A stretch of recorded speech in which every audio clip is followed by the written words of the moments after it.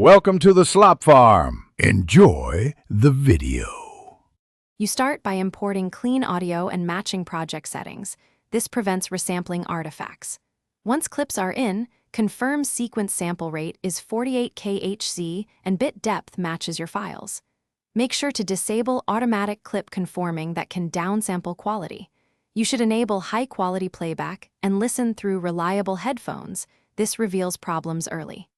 Next, create dedicated audio tracks and label them so you can isolate voice, music, and SFX. Begin the repair workflow immediately on the worst-sounding clip. You now clean individual tracks. First, tag dialogue in essential sound and use auto match to get consistent levels across clips. This saves time.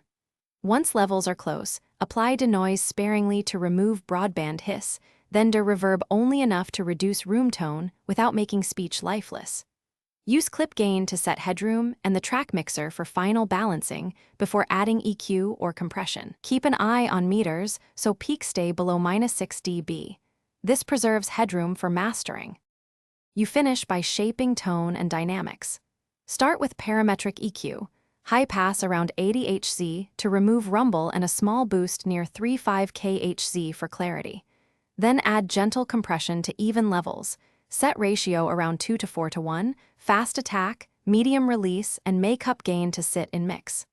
Once satisfied, bounce stems or the master with at least -6 dB headroom and use loudness radar or amplitude meters to meet platform targets. If problems persist,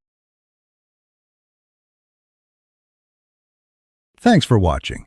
Consider subscribing if we helped you today.